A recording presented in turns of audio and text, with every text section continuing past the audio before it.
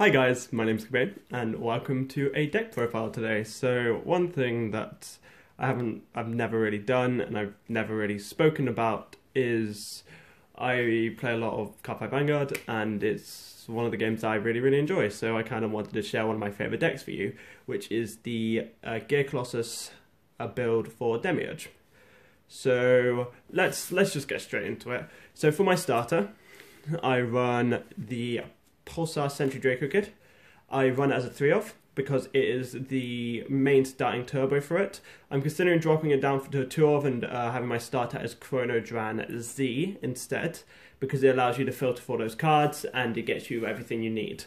On top of that, it kind of pays for itself. You Soul Blast one, you bind another card up and you draw a card, which is also amazing. It's an amazing target for cards like Rewind Tiger, I believe it's called, and other cards like that. So that's just my starter. I run as a 3-off, possibly going to take it down to a 2-off. I'd recommend trying it as a 3-off, if not 2-off, and just trying Chrono Dran Z out. So the next card that I run off as a 4 is obviously the Jurassic Colossus. So this one's a no-brainer. When you ride onto it, discard a card, check top 3, and you place one to hand, one to bind, and one to drop zone, which is amazing because you can filter what you need and you can use it to stride, or if you have a card in there that you want to go to meta altered, if you want to get into Altered Dragon, you can bind one thing up, add one to your hand that you don't have in your bind zone, and bind that one up, and then you put something in the drop zone that you don't need, for example. On top of this, it's insane for your Demiurge turns, because when you stride, you draw a card and you bind up to one, or no, you bind one, and when you do that, the card that you stride into gets 1k X amount of face-up bound cards, basically, which is insane, because Demiurge tends to have 12Ks, so you're essentially going to be swinging in for the at least minimum of 38, plus obviously the triggers or whatever you stack. And normally with this deck, you're going to be rushing up to around about 40 to 45k. Sometimes 49, sometimes you can do Demiurge twice. We'll go over that a bit later. But that's the main grade 3 that you want to run. I currently run one Chrono Dragon G. This is because I also run Gear Next as a 2-off, but we'll go over that a bit later. I want to change this to Chrono Jet Z. It's just I haven't had it yet, so this card's still a good supplement, but honestly, if you want to change this, just change it to Z, because it works a lot better. And that's really all it is. There's only a 1-off, but it's not bad at all.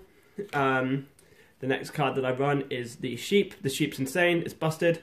You counterblast one, bind one from drop, bind itself, and you draw a card. And it's great because you go up by 2, and you also basically pay for itself for a counterblast. It's really nice to have as a 1-off, and I can't really think of anything else to say to it, really. The next card that I run is Chrono Fang Tiger G. You can also run Chrono Fang Tiger for those secondary rides if you don't get what you need, which is also really good, because you can use its GB2 skill to bind something from hand to stride into Demiurge, which is also amazing because it's basically a pseudo version of this card, really. But the reason I run on this one is because it binds another unit up. On top of this, you also Soul Blast and you control the board a tiny bit. And it's great against those like control matchups, or those matchups that you need to get rid of something but you can't really attack it. So like for Victors, if you want to get rid of something like Sever Temper and they can't really deal with it. It is GB restricted, unfortunately, but it's not bad to have as a side thing. You can use it with Ultra Dragon really nicely, but we'll go over that a bit later. So we're going to start going into our grade 2s. I run 3 Rewind Tiger. I used to run 4, but with the new set that came out, gbt14, I decided to take it down to 3.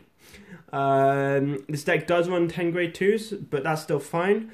This isn't your primary ride target, obviously, but its skill works really nicely. You counterblast one, you rest something, preferably if you get it early, you rest one of these, and then you gain 2k and you draw a card and you bind something, which is always going to go off because you are always going to have a Zodiac Time Beast, as the whole entire deck is Zodiac Time Beast. So that's also great. It also works amazing for when you flip over Split Pegasus, and it becomes 11k attacker, which hits basically any Vanguard at the current point of time. Obviously, when the new set comes out and when the new standard format comes out, it's going to change, but that's not a bad shout, is it? The next one is Manish. Manish is insane. I believe I run one of it at the moment, but I might bump it up to 2, might keep it down as a one-off. She binds herself up, and she's basically the secondary version of Metal Party Dragon, which is also great, and also has resist. Having resisted is absolutely insane for some of your really, really good turns, and it can honestly set up a game, because there's matchups, for example, Kagero, they can't deal with that, and they basically just lose to something like this. The second day, another great tool that I run, this is normally a primary ride target if possible, is Pulsar Value Laser Dragon. Its skill is that you can't attack a Vanguard if you have a grade, if you have 1 or less rear guards, 1 or less bound units. But that's fine, because if you get rushed, you can just attack the rushed unit, you can attack one of the rear guards and still get a trigger off it. It's also really, really nice to call it back out as well. As I recall, you bind the top card face up anyway. It's not GB restricted. You don't do this often, but it's a nice thing to have on the side, and you can honestly use it for a bit more. You can use it for a bit more versatility. I run 1 Chrono Beat Buffalo. Buffalo is quite simple. It's 11k beater. That's the basic thing of it. It gets by most Vanguards, gets by almost any rear guard. That's really all it's there for. On top of that, if you bind it, it's not too bad. I run the Monkey as 1. The Monkey is decent, and it's also really, really good because when you bind it from anywhere, you can, on GB, you can counterblast 1, and you can basically draw a card. It works very, very nicely with Alter Dragon, and you can basically do Alter Dragon's effect first, bind this up and draw an extra card, which is insane. On top of this, you can Soul Blast it to call it to rearguard to bind for later shenanigans, or you can do it with Demiurge, for example, and get a surprising board coming out just from this one card. It's really, really good, but I feel it's just there as a one-off because of the 8k base. Another one would be Duplex Dragon. Very, very similar to Chrono Fang Tiger G. It's just there to basically control the board. As well as that, it's not GB restricted. So you just control the board really, really nicely. That's basically it. And you also bind the top card, so it basically forces you to rush a bit more.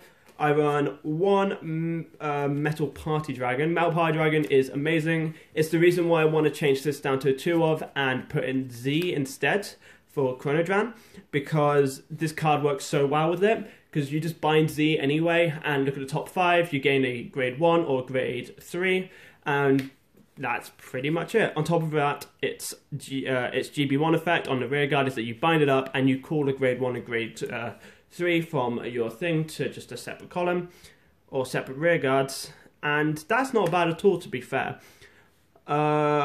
Obviously it has the restriction that it can't attack if you don't have a bound card. That's why I want to change one of these. But it's not bad.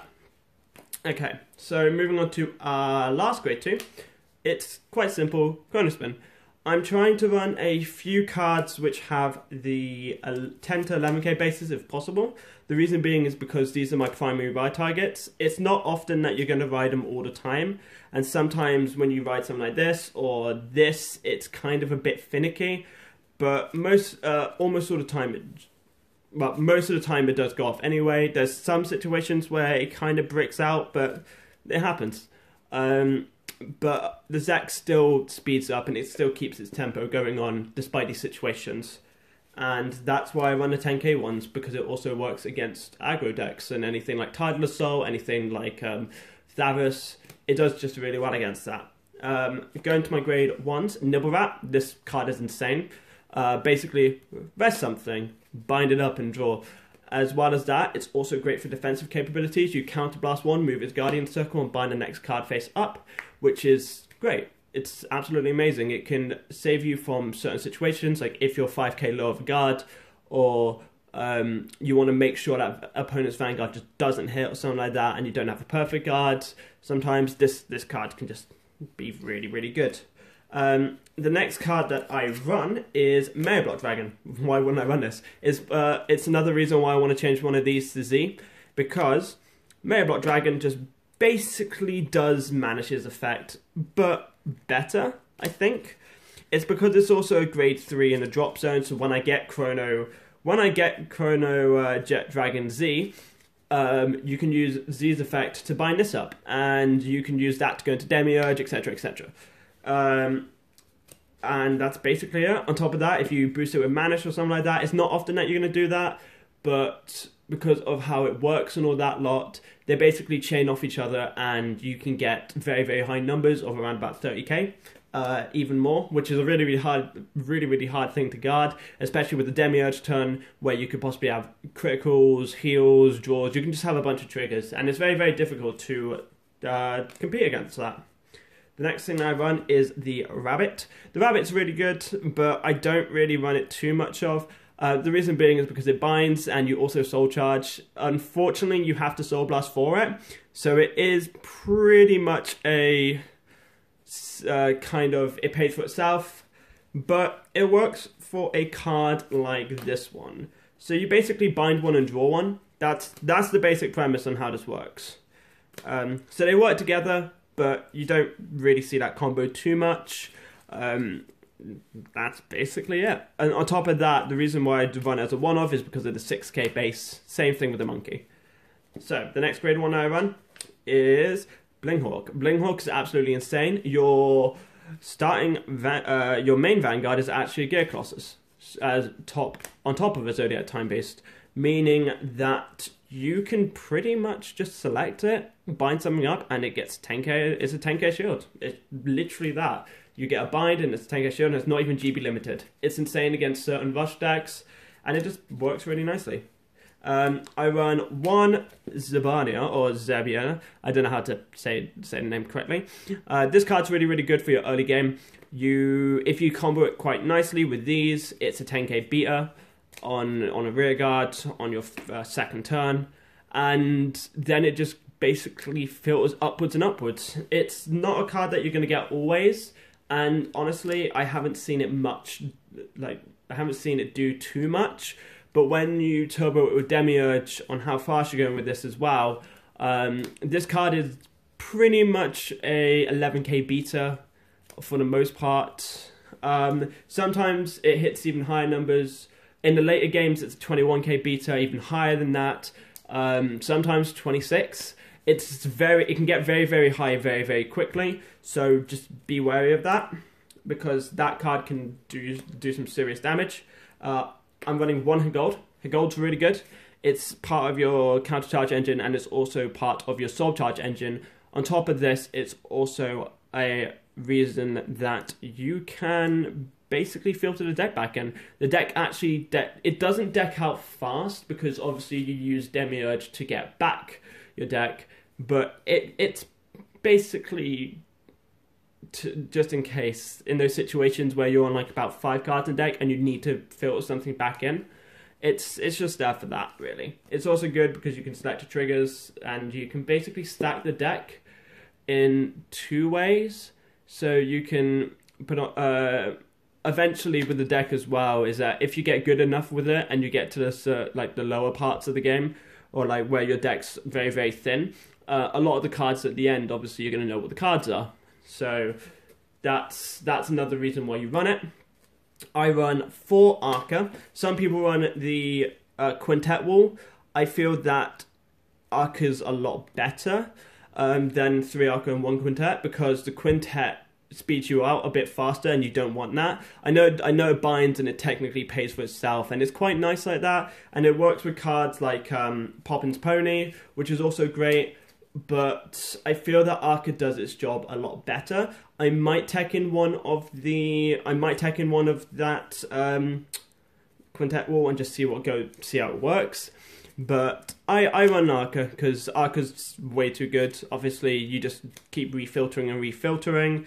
But this, I would definitely say it's a 3 of, easily a 3 of, and it just goes up and up basically.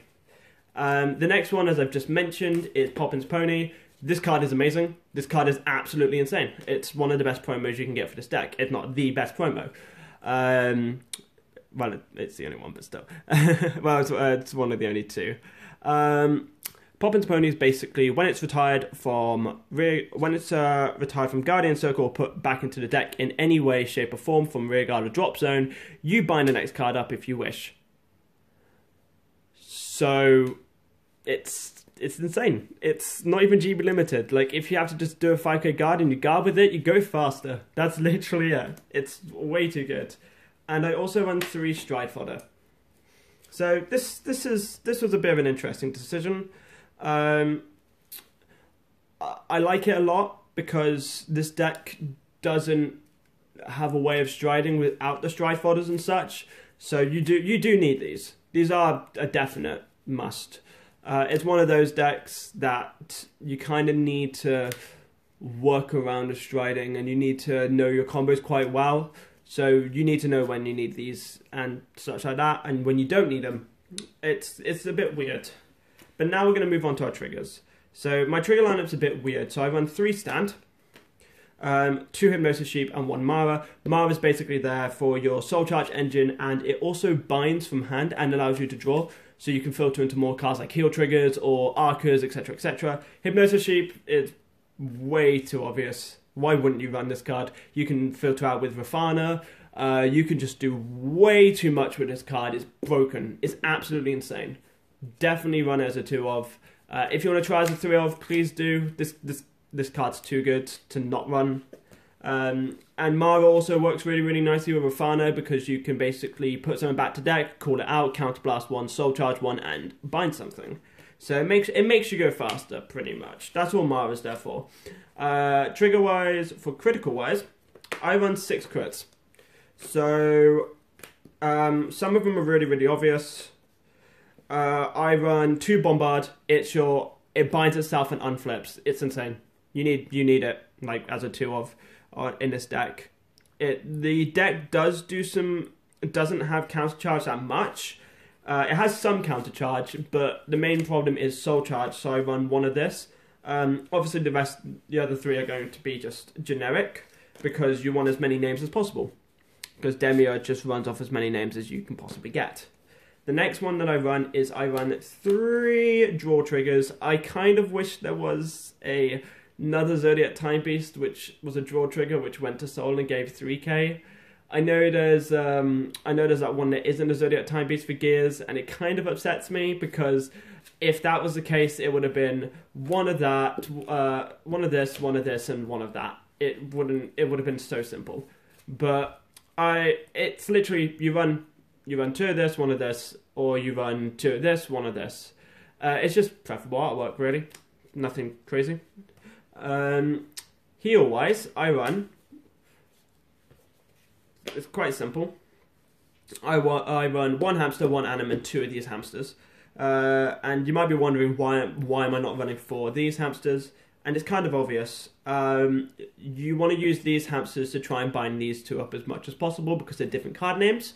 As well as that, if you resource management correctly enough and you resource management well, you don't have to worry for future game. You don't have to worry for basically having to use them to soul charge or unflip, really.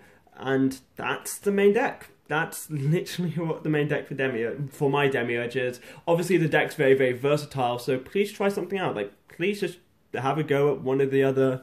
Have a go with other cards as well. There's a lot of cards that can filter into this deck. There's also Chronofang build. There's also, if you want to, you can just run the normal Zodiac Time Beast engine, play a bit more, and run Demiurge into that, because Demiurge is surprisingly a lot better these days.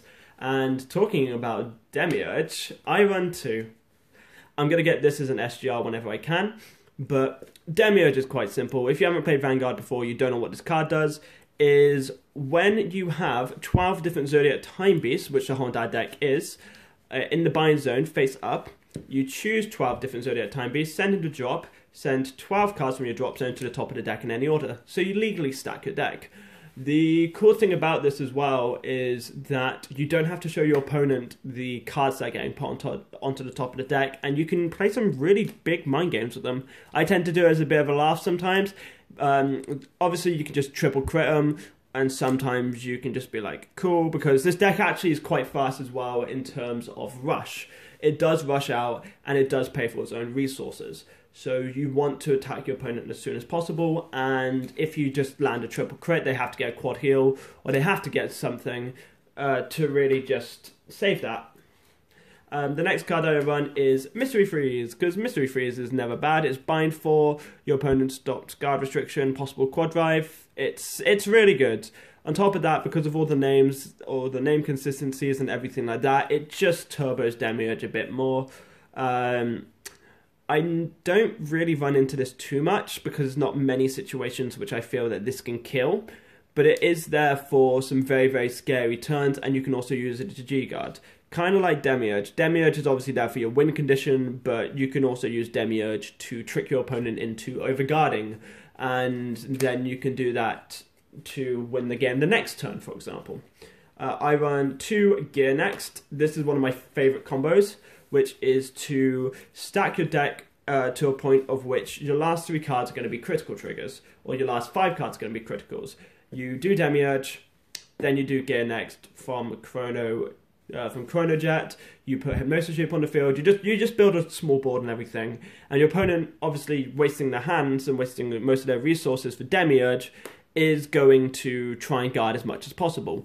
So you can just use the next turn to basically screw them over. And that's when your power play comes into effect. But it's up to you on how you want to do that. The next card that I run is, I run 3 Alter Dragon. I honestly want to change this to 1. I think this card is amazing, and I think it's absolutely insane because it allows you to get out more binds, it unflips, and you also get out your attacks a lot more. However, I want to run Avenir Phoenix over these 2, and I want to keep this as a one-off. The reason being is because there's a lot of cards in here that do really, really well. I can't... There's a few cards in here as well that I'd like to run, but I feel they would work better in the full Zodiac Time Beast Chronojet Z build over Demiurge, like Unicorn and I can't remember the other one, unfortunately. The one that gets, you check the top 3 and you add 1 to hand and gains 2 counting attack, and then when you combo it with Avenir Phoenix, it works amazingly with like Hypnosis Sheep and all that lot. It's kind of the reason why I want to change it to Avenir Phoenix, for those just a bit more aggressive turns, kind of like the reason why I have Gear Next out there. So if you're looking at building the deck, I recommend just picking up 1 of this guy. It's always your first stride. You counterblast 1, you can stride into it by binding a card up, and it's great because you basically bind 4 just from this effect. Especially when you counterblast 1 and you bind something with your Vanguard's effect as well, when you ride onto it, and you essentially pay for its own cost very, very quickly. And as I mentioned, Split Pegasus, you run as a one-of. If I had a second one, I would take 1 out and run 2 Split Pegasus, 1 altered. But Split Pegasus is kind of simple. It's just there for the flip fodder. And it's because it makes your attacks hit 11k. And it's magic numbers. It's absolutely insane. And it's great because you can just... you never stride it. You never want to stride it. And you always want to use it to... use your rear guards to hit higher numbers, and that's why I run as a one-off. It's flipped over by Alter Dragon, and that's it. I run 1 Heritage. I do indeed run this bad boy. It's another reason why I want to run Avenir Phoenix over thingy, because you can use Demiurge. If you get to that situation, you can use Demiurge to on a turn after you use Alter Dragon, and you can then go into Chronovisor Heritage or something like that. Or later on in the game, if stuff does happen and you just need to go into something with Heritage, you can do Heritage. It's insane. And it's also incredibly difficult to fight against a Heritage after you've Demiurged them, because how you have to like have your opponent worry about stacking your deck, and obviously you have an extra turn, and there's so much to it. And then the other card that I run is obviously Dust. This card is broken in this deck. I think this is the best deck that you can actually use Dust in. I will say there is obviously things like the Spike Brothers decks, like the GB8 Turbo, or Harry's really, really good with it, and decks like that. But I feel that this deck in particular is probably the best use for it, because you know what's going to come up, and it obviously deals the damage. It forces your opponent to grade 1 on 1k, and they have to deal with so much after this goes off. It's so difficult to fight this card. Especially in that situation. So Dust is insane, but I feel, and it's one of the best combos that you can use with Demiurge. If you don't get Chrono Jet Dragon G or Z or Z, you can go into Gear Next instead. You can go into Dust over Gear Next, and there's just a lot of combos with this deck that you should try out. There's a lot of fun ones. You can use Demiurge to fluke. Demiurge also isn't a once per turn effect. So if you do get 24 cards with different card names, or like you get 24 cards but a couple of them are like same card names, you can use Demiurge twice. And it's insane because you can use that to set up a Chronovisor Heritage turn. You plan ahead, and a lot of it is predicting what is going to happen in the future, and you have to basically do that. You have to use this deck to outsmart your opponent. It's a deck which is fun to go off, and it's a deck to be interesting to see how your opponent deals with it. Now we're going to move to G-Guards. I run quite a few of them. So the first one is Time Maiden of Eternity or Luru, and this card's broken. I run as a one-off because it's counterblast 1, flip over 1, and she gets 5k for every face-up card in the G-Zone, which it can hit insanely high numbers. It's a very, very common G-Guard that you want to run. And the next card that I run is Pandora Chimera. Pandora Chimera is also really, really good because it can get rid of those pesky cards that, let's say that your opponent has 2 resist cards in the back, and there's one target that you just don't like in the back, and it doesn't have resist. For example, Chloris in Blue Wave and such like that. You can send it back to the bottom of the deck, and it forces your opponent into a bit more of a trickier situation. I also run one Rafana. Rafana's amazing. Rafana's absolutely insane. It allows you to filter for cards that you need. For example, out of all the grade 0s, you can filter for the starter. You can filter for things like the sheep. You can filter for Mara as well if you ever need to get into that kind of situation. It's brilliant. It's a really, really good, really good card. The next one I run is the new one. It's Ilush. Ilishu. I think she's really, really good. You're always going to have over X amount of cards in the bind zone no matter what anyway. You're going to have 5 or more cards in the bind zone by the time you need her anyway. So she's always a 20k guard. But I want to run her as a 2-of, and I'm thinking about taking out Pandora Chimera for it, but it's going to be a weird one. Or the option that I have last, which is the other Uluru, which allows you to basically filter back your deck for those situations that you're kind of, you're going to be kind of out of it. And that is my Demiurge deck profile. I feel it's one of the most fun decks in the game, and I feel it's a deck that everyone should pick up. My build is a lot more expensive than others, obviously, because of Dust and Heritage and all this kind of lot, and obviously the SPs and all that lot, but I feel it's one of the most fun decks in game, and it's one of the most versatile. You can build whatever you want into it. You can make it your own deck, and I feel that's the most fun about it. On top of that, it's just hilarious to see it go off, and especially when you want to screw over your opponent a tiny bit. So, anyway, I hope you enjoy. My name is Cabane, and thank you very, very much for watching this video. Have a wonderful day.